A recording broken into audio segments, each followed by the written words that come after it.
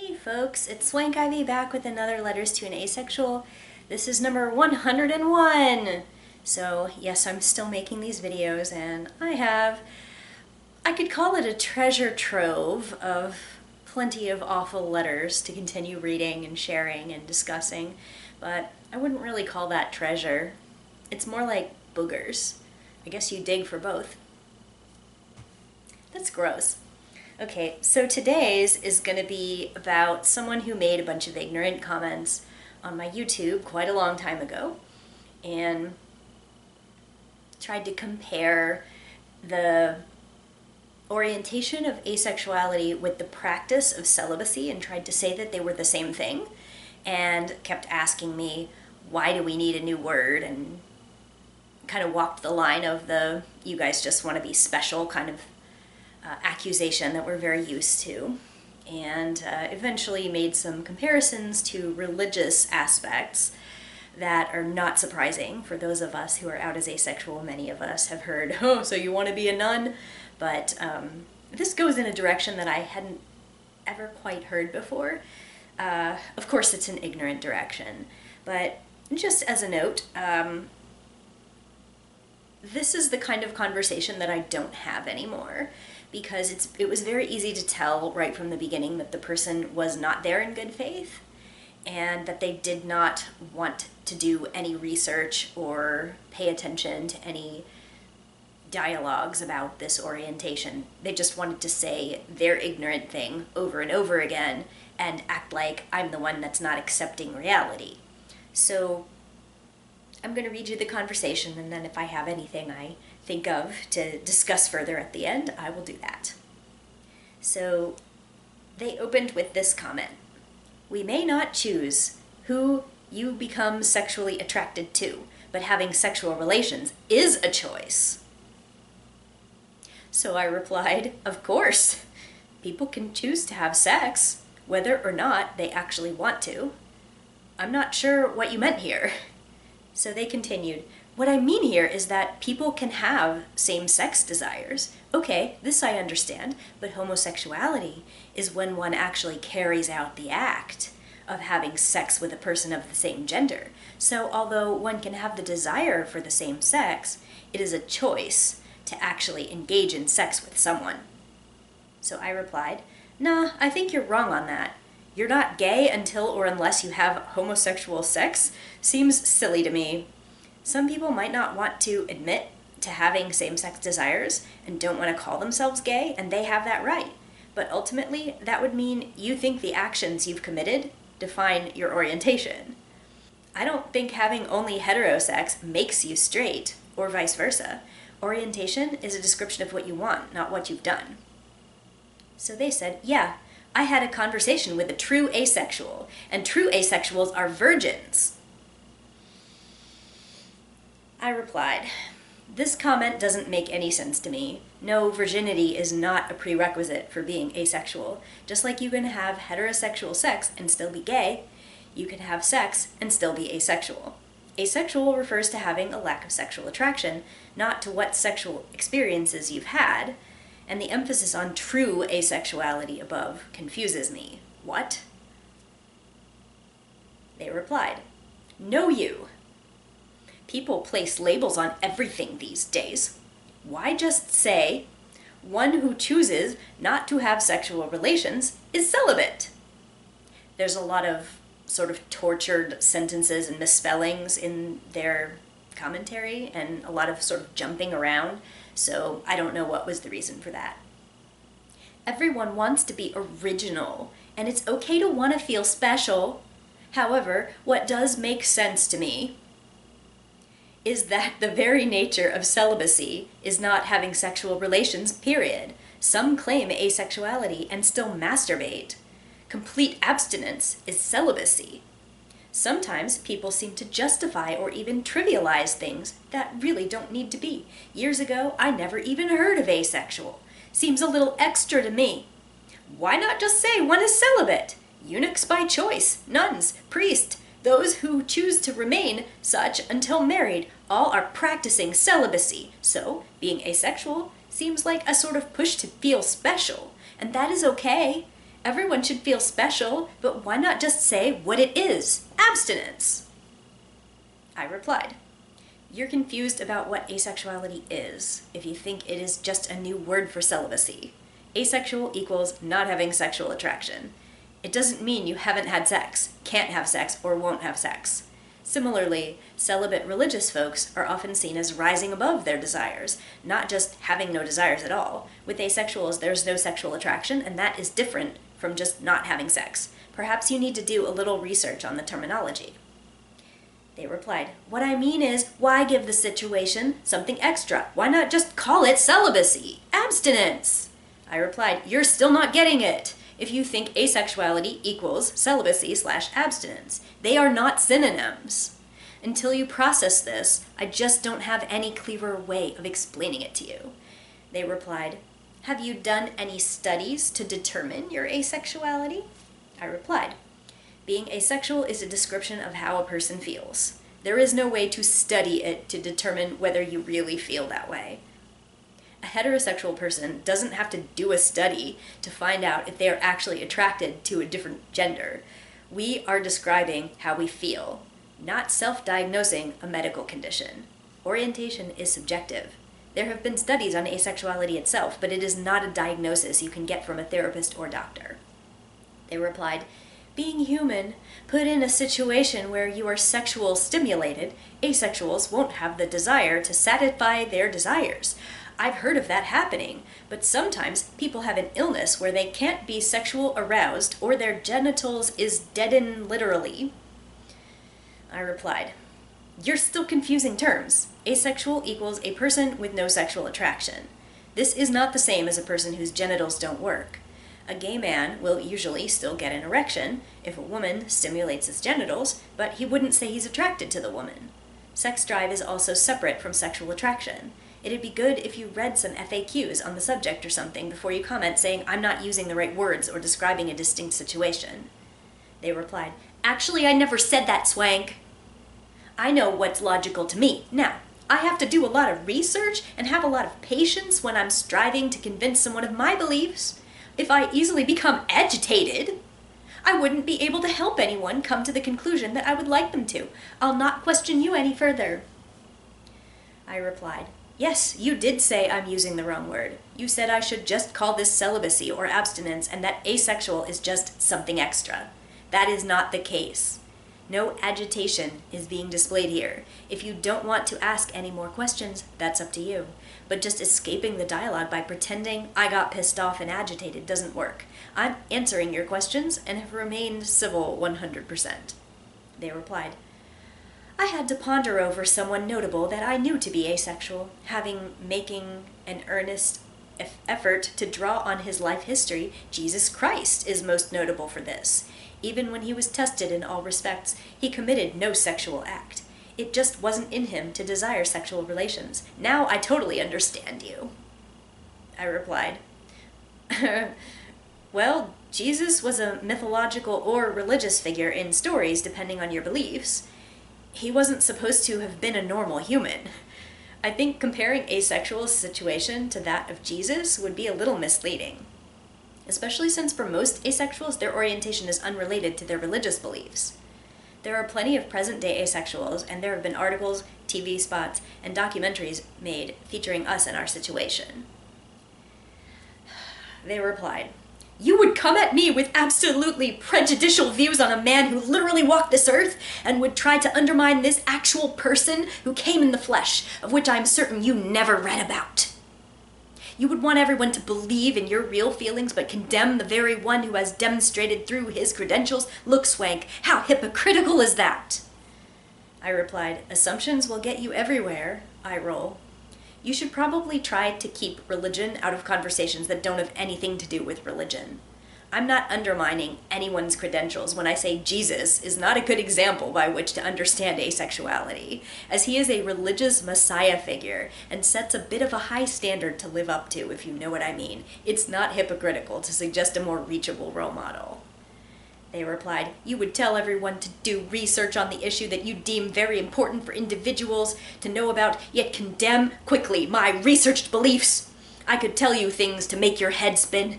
I was trying to get on common ground, but now I see you for what you really are. A self-aggrandizing individual, biased charlatan. This is actually what you're saying Jesus is. And yet, there is proof of his existence, whatever, Swank!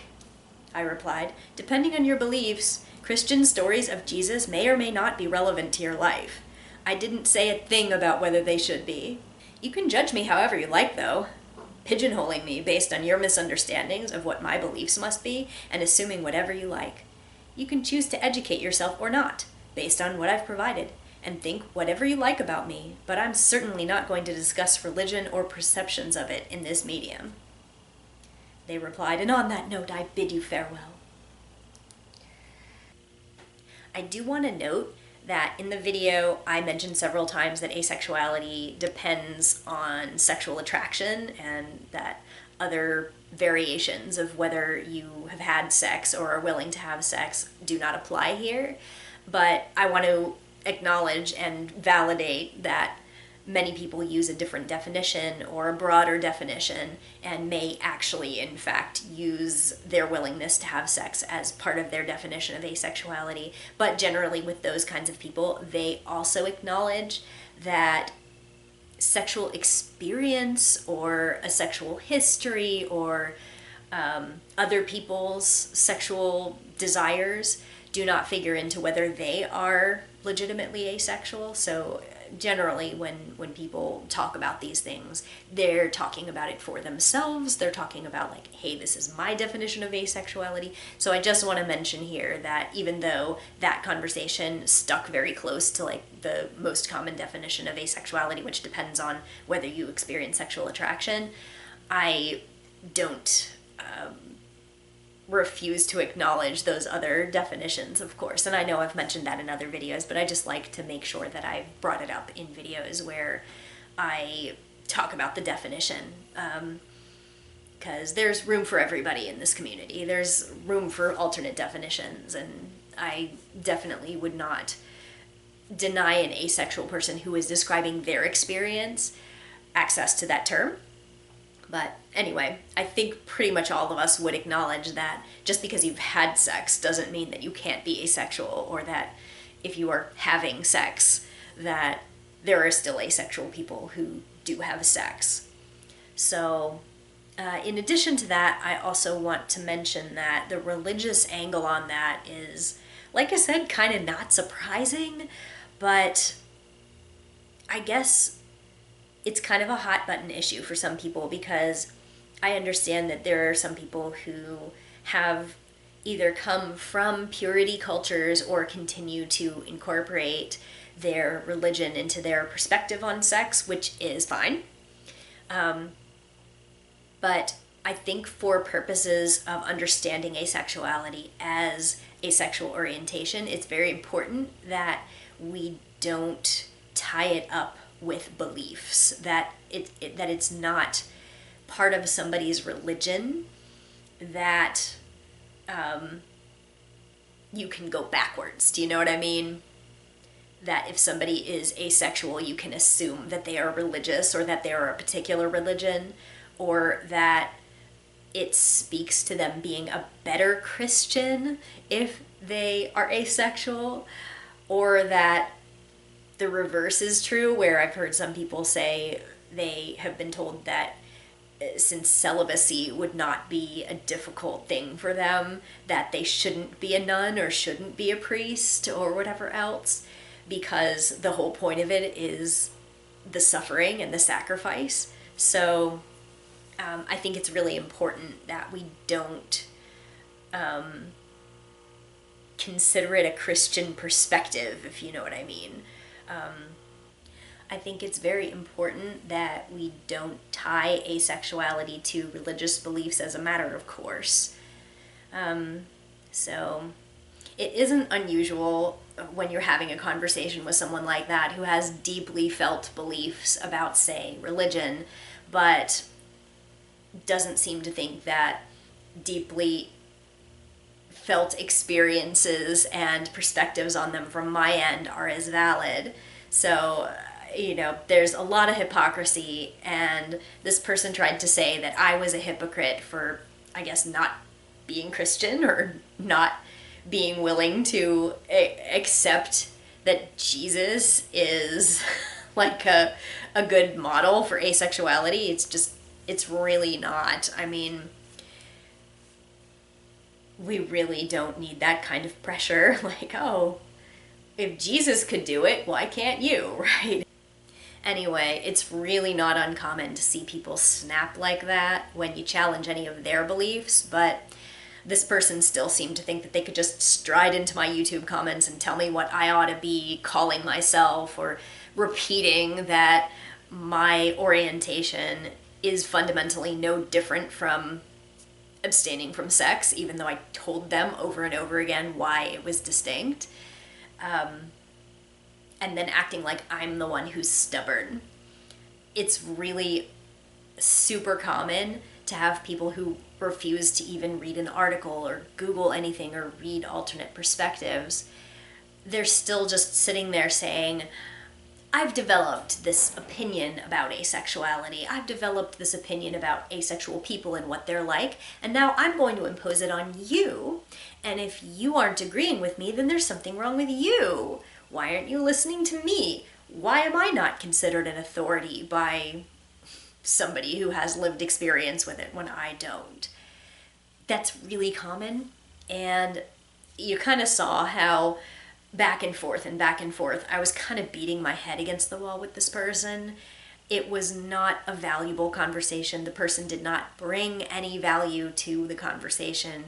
They weren't willing to let any other perspectives influence theirs, and to the extent that they tried to say I was a hypocrite for having the same thing happen on my side, where I was not letting them influence my perspective was the relevant one, because it's the perspective of a person who has experienced it, and their opinion about what they think it should be like, or what models we should use, or how we should explain it, or what vocabulary we ought to adopt, is very much not relevant behind the people who are to be described by it.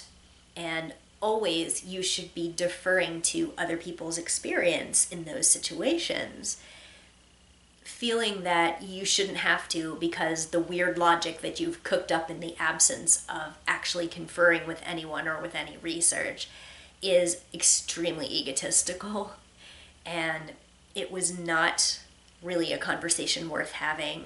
So even though I feel like it's a good teaching tool, which is why I'm still making a video about it, that people can get into these loops, people can confront you with those perspectives and just refuse to listen,